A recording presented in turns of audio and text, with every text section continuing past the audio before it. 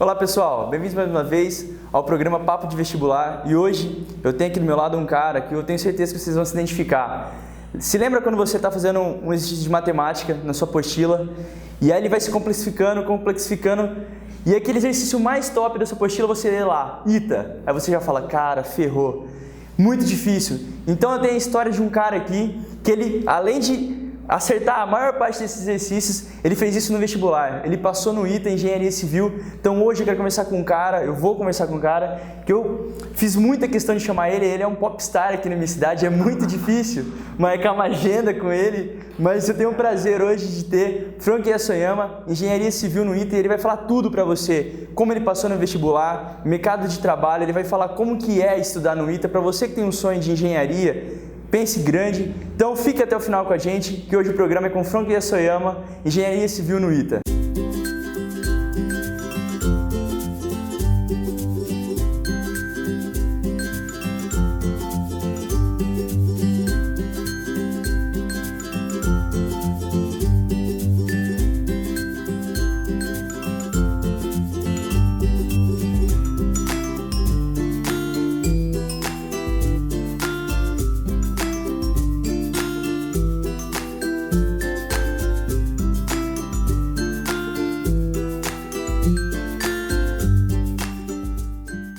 Franco, muito prazer ter você aqui no programa. Prazer é meu. Prazer realmente muito grande e eu tenho certeza que a sua história vai inspirar muitas pessoas, muitos vestibulandos aí do país.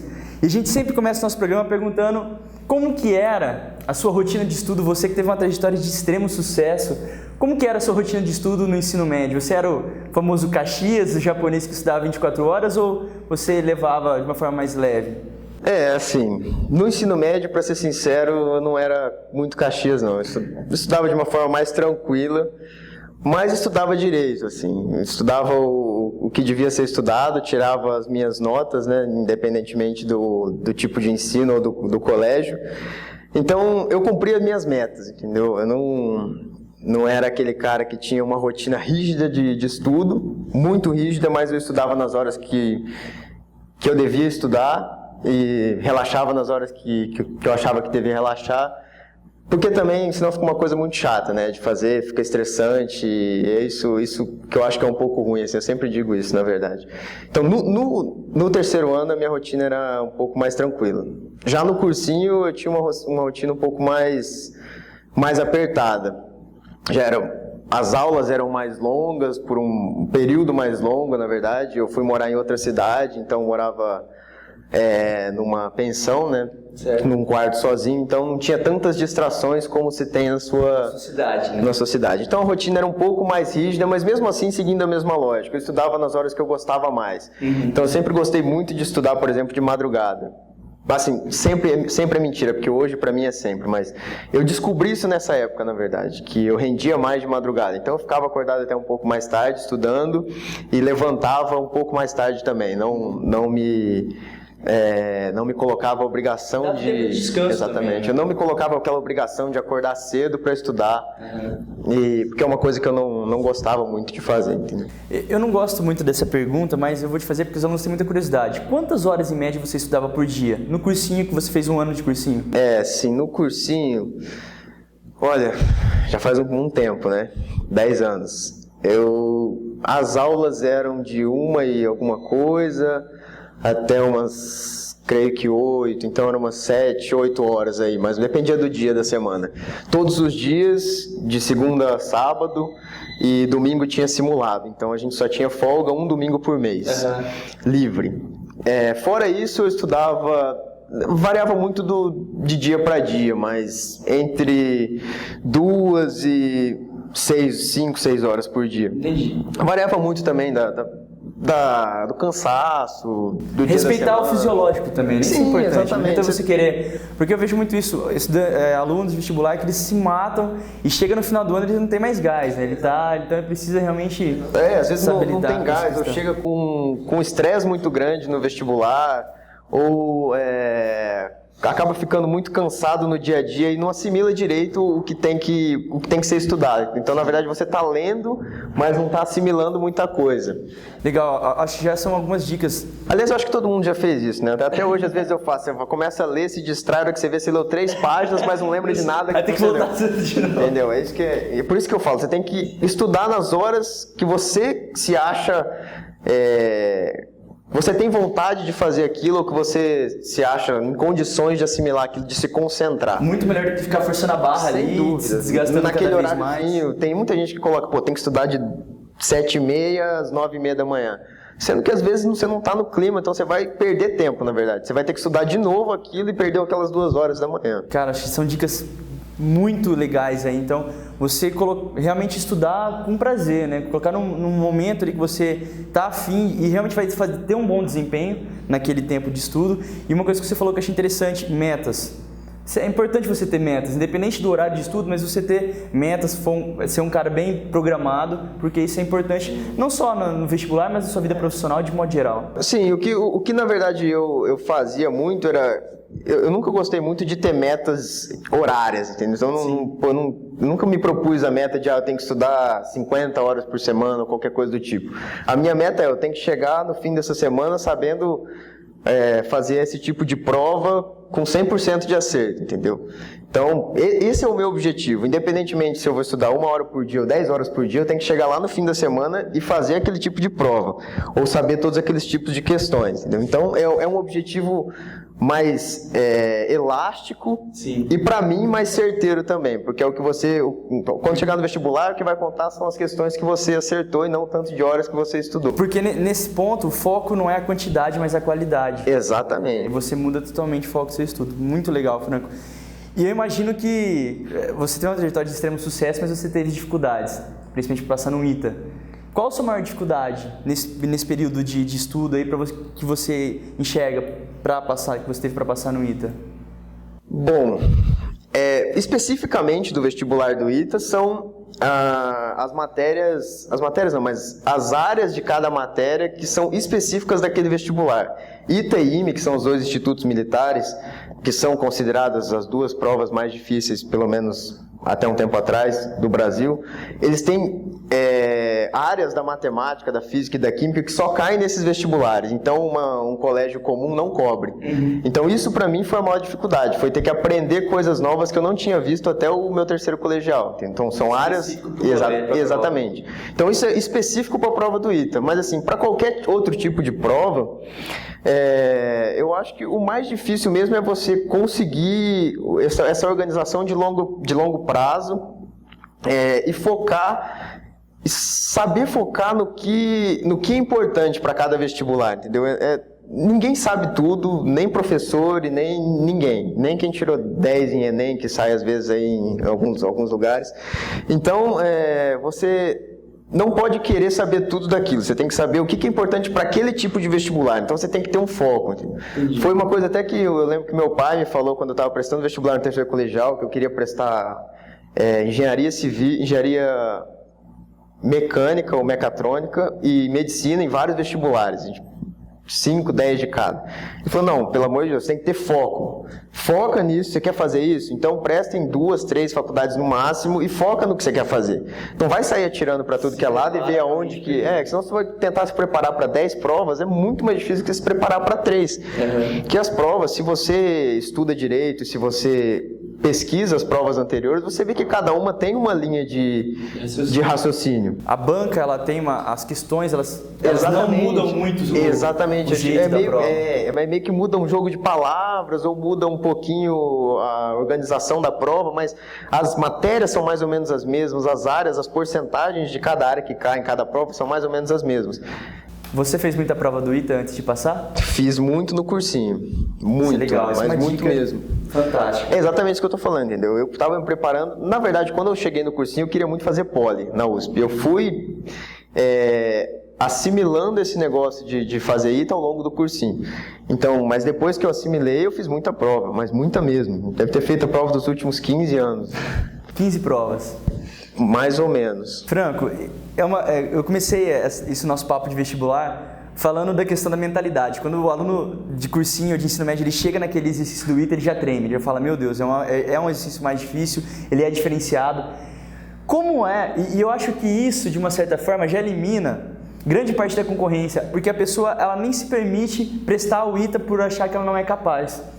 Como que é lidar com a mentalidade e no sentido de, assim, você conseguir provar para você mesmo e falar, meu, eu posso passar no ITA, por que não eu?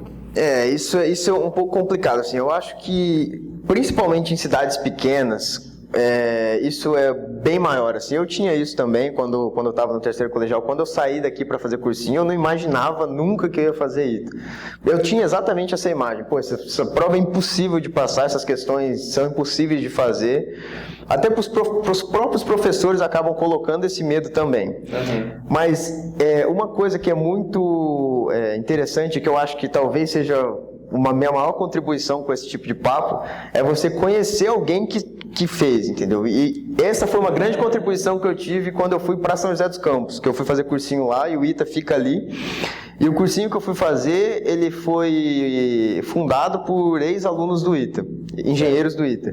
Então quase todos os professores ali são formados no ITA e no próprio meio ali você conhece muita gente que tem irmão que formou, que tem um primo que estuda lá. Começa a se tornar mais palpável dentro da sua realidade. Você abre a cabeça. Você começa a ver que pessoas normais, exatamente, pessoas normais estudam ali, que a prova não é tão difícil assim, que ela pode ser resolvida, entendeu? Então falta essa proximidade. Aqui do interior de São Paulo ou do interior de vários outros estados coloca-se muito esse medo. E já falando sobre o campus, sobre o instituto em si, como é fazer ITA, né? um instituto militar? Como que é o ITA? Qual a impressão que você saiu de lá? Bom, aí tem vários aspectos para ser falado, né? Um é um instituto militar, todo mundo acho que sabe disso. Então fica dentro da base aérea lá em São José dos Campos. Então tem algumas regras a serem respeitadas, não são extremamente rígidas, mas também não é uma faculdade pública comum, onde pode se fazer, teoricamente, quase todo tipo de algazarra. Exatamente. Então tem um alojamento interno, onde 99% das pessoas moram. Então, isso também é uma convivência muito legal, então eu acho que todo mundo deveria morar ali, porque é um contato com pessoas muito boas e para fazer exercício, para aprender é muito interessante. Network ali, exatamente, e para fazer amizades também, né? Você vive 24 horas ali com as pessoas que moram com você. A faculdade em si era menor quando eu fiz, hoje em dia está maior, está num processo de expansão até que grande, eu não tenho acompanhado nos últimos tempos, para ser sincero, mas eu sei que tá crescendo, que já aumentou o número de vagas, que a própria estrutura está crescendo, estão reformando as estruturas, estão trocando coisas mais novas e aumentando, mas confesso que não tenho visto tão a fundo, então é bom dar uma olhada nisso. Uhum. Mas a faculdade em si é uma faculdade como qualquer outra, onde tem professores, bons professores, tem professores ruins, tem matérias que se gosta, tem matérias que não se gosta, tem matérias que são necessárias, tem matérias desnecessárias. Não é aquele super curso, entendeu? É um curso excelente, como é excelente da USP, como é excelente do IME, como é excelente da Unicamp. Uhum. E, obviamente, isso é até um clichê, todo mundo fala, mas quem faz a faculdade é o aluno, entendeu? Então, se você leva aquilo a sério e se propõe a ser um bom profissional, você vai ser. Você conhece muita gente boa ali dentro, então você acaba se inspirando também por aquilo, entendeu? Por seguir exemplos, isso também é interessante. Mas, enfim, o curso em si, tecnicamente, é um curso bom, assim como são boas de outras grandes faculdades também. E quando eu estava estudando um pouco para fazer essa entrevista sobre o ITA, eu li um termo que eu nunca tinha ouvido falar na minha vida, chamado disciplina consciente. E a gente conversando um papo, antes de a gente começar a gravar, você falou que talvez esse seja o maior diferencial na sua época, quem estava lá, de fazer ITA. Explica para a galera o que é esse conceito de disciplina consciente que vocês aplicam, que não é mito, que vocês aplicavam lá no ITA quando você se formou lá. O que a gente diz lá a mentalidade que rege os alunos ali do ITA. Isso é desde quando foi criado, então a gente tem até uma maior irmandade uns com os outros, com os formados ali, do que outras faculdades.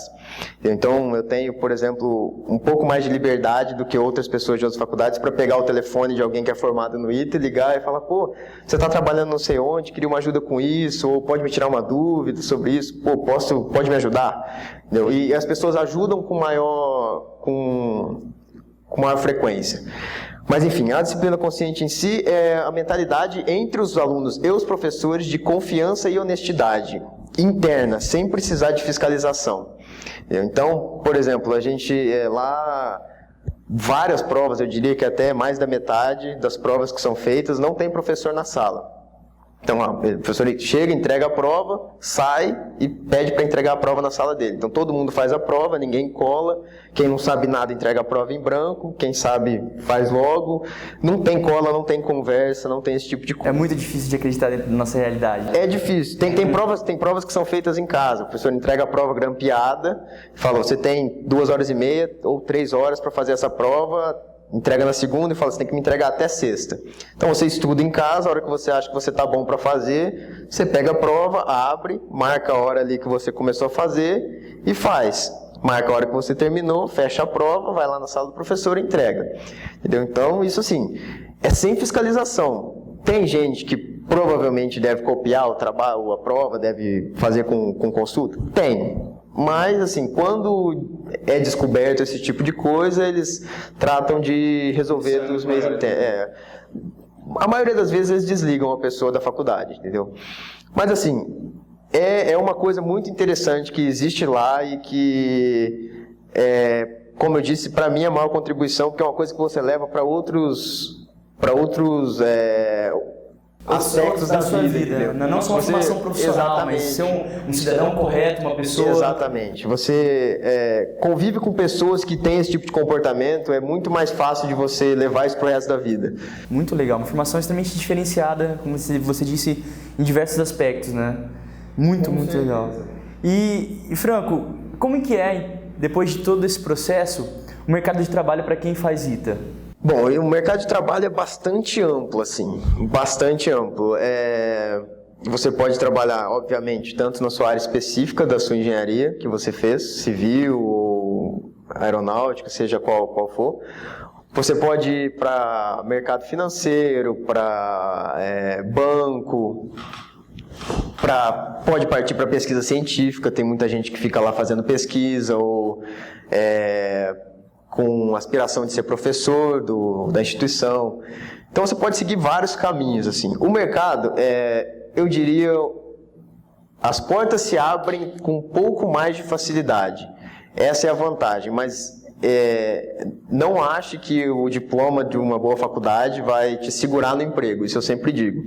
Ele pode te abrir portas mais fácil, isso é fato. Quando tem uma pilha de currículo ali, às vezes o cara vai olhar para o seu com um pouco mais de carinho. Um pouquinho mais. Exatamente, mas se você for um profissional irresponsável, que não tem o conhecimento adequado, não vai ser o seu diploma que vai te segurar lá, entendeu? Ninguém vai ficar te pagando só porque você tem um bom diploma para fazer um trabalho mal feito, entendeu?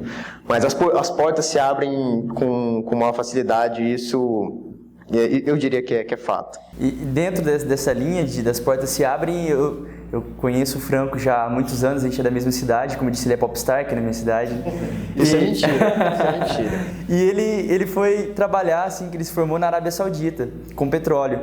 E eu gostaria que você trouxesse um pouquinho dessa experiência, do que é trabalhar na Arábia Saudita, para essa molecada aí que está chegando, começando a pensar no mercado de trabalho. O que foi para você essa experiência da Arábia Saudita, Franco?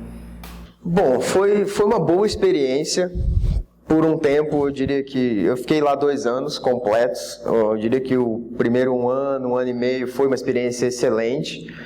Os últimos 6 meses já não foram tão bons, porque eu já estava um pouco cansado daquele estilo de vida e do estilo de trabalho em si. Tanto que eu voltei para trabalhar no Brasil depois disso. Mas, assim, uma experiência internacional de trabalho é sempre bem-vinda. Eu digo isso para todo mundo, tanto se for de estágio ou de trabalho, seja do que for, é sempre bom. Abre muitos horizontes, abre a sua mente, abre os seus conhecimentos, próprios conhecimentos da sua profissão em si, né? Você vê como outras pessoas fazem aquilo que você está acostumado a fazer aqui no Brasil, ou que você aprendeu a fazer aqui no Brasil. E você vê que tem muitas diferenças, mas não quer dizer que uma é mais correta que a outra, mas que elas se complementam, entendeu? Então, é uma experiência válida, eu acho que eu recomendo para todo mundo, assim. Tem muita gente que vai trabalhar fora do país e constrói uma família e continua morando e nunca mais volta. Tem gente que sente saudade e volta, ou tem gente que acha que o estilo de vida daqui é melhor e por aí vai. Então eu acho que é um experimento válido, entendeu? Você não pode... Exatamente. Né? Que você não pode dizer que você não quer sem ir ver. Isso, quando eu formei, eu sempre disse que eu queria trabalhar fora do Brasil e essa oportunidade apareceu para trabalhar.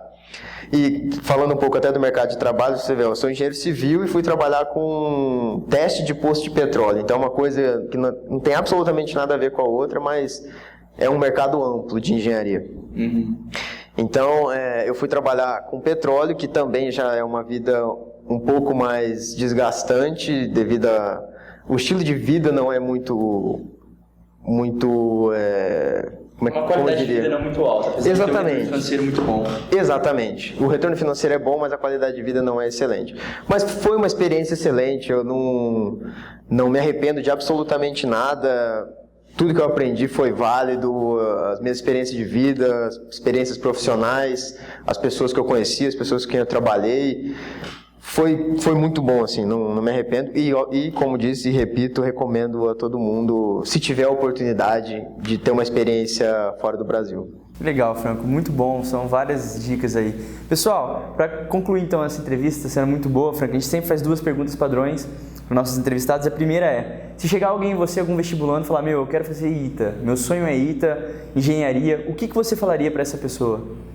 Olha, eu incentivaria muito, assim, eu sempre incentivo, aliás, já recebi alguns desses tipos de comentários, e normalmente de gente que acha que é impossível. Eu falo, cara, segue o sonho, não é impossível. A única coisa que tem que ser feita é um estudo específico para o tipo de vestibular. Se você fizer um estudo comum desses, que em geral se tem em escolas do ensino médio, é muito difícil. Entendi. A não ser que você seja muito extra sério, assim, que tem algumas pessoas assim. Mas outras não, tem que estudar, assim como eu fiz, e fazer um cursinho específico, ir lá. E assim, São José dos Campos, queira ou não, é a cidade onde tem o ITA e onde tem, para mim, o melhor cursinho preparatório para o ITA. Tem outros bons, tem no Ceará, tem alguns, se alguém do Ceará estiver vendo a gente, ou alguém do Nordeste, tem 2 bons cursinhos lá, acho que é Ariçá e Farias Brito, que sempre aprovam. Mas o Poliedro, que fica ali em São José dos Campos e em São Paulo, eu não sei nem se podia falar. Pode, mas não tem problema nenhum. Depois você paga o cachê pra gente, fazendo esse lobby, mas tudo bem. Não, mas é um excelente cursinho, assim. Então, eu acho que é uma opção que eu acho que tem que ser dita. Para quem quer esse tipo de vestibular, é um excelente cursinho, os professores são muito bons e você está ali na cidade do ITA, onde você vive esse clima. E como eu disse já antes, você acaba tirando da sua cabeça a ideia de que aquilo é impossível e passando a achar aquilo plenamente alcançável com o seu esforço. A próxima pergunta era, qual é a dica de ouro do Franco Yasuyama para passar no ITA? Mas eu acredito que seja essa, talvez? Essa eu acho que né? Assim, para mim, na verdade, a maior dica para qualquer tipo de vestibular, independentemente de ITA ou não, é você não se forçar a fazer nada nessa sua caminhada, entendeu? E, obviamente, fazer a prova mais tranquilo, não fazer com uma obrigação. Eu acho que isso é o que mais dificulta, assim. Eu vejo muita gente, aliás, até eu, por exemplo, eu faço a prova do Enem todo ano, até hoje, porque eu gosto de testar os meus conhecimentos. Mas eu não faço inscrição, eu pego a prova e faço em casa. Mas muita gente que faz prova depois que já passou no vestibular e já está na faculdade, vai melhor do que no vestibular, porque não tem aquela obrigação de passar, e a tensão que gera. Exatamente. Então é ir tranquilo, ir confiando no que você estudou e durante os estudos achar o seu melhor jeito de estudar. achar, pô, sei lá, eu gosto de estudar de madrugada, assim como eu gosto de estudar na rede, eu gosto de estudar no parque, eu gosto de estudar de ponta cabeça, sei lá, no escuro, seja o que for, acha um jeito que você é bom para estudar. Sinta vontade, exatamente. Não é uma obrigação. Você não tem que seguir exemplos de pessoas que tiveram sucesso de um jeito. Uma pessoa é diferente da outra, o jeito daquela pessoa estudar é diferente do seu. Pode ser que você até consiga, mas você vai fazer um esforço muito maior do que se você achar os seus atalhos para chegar lá. Entendi. Franco, foi um grande prazer, Esse prazer é meu, valeu, Zé. Muito legal essa entrevista. Eu tenho certeza que tem várias e várias dicas para você que quer prestar não só ITA, mas USP, IME, qualquer outro instituto de engenharia. Você está começando com nosso papo de hoje foi com um dos melhores, com o popstar da minha cidade. Então, se você quer prestar engenharia, conhece outras pessoas que têm o sonho do ITA, quer prestar engenharia, indique essa entrevista com Franco Yasoyama. Também temos outras entrevistas no Papo de Vestibular, Matheus Giacomini, Medicina na FAMEP, Letícia Santos, Letras na Unesp, Pedro Viana, Direito na USP, enfim, milhares já de entrevistas. Milhares, isso foi um pouco de exagero, né? Algumas entrevistas no YouTube já. Se você gostou dessa entrevista, inscreva-se no nosso canal, para você não perder mais nenhuma outra, curta, deixa seu comentário. E é isso então, o Papo de Vestibular de hoje foi com Franco Yasoyama, Engenharia Civil no ITA, e até a próxima.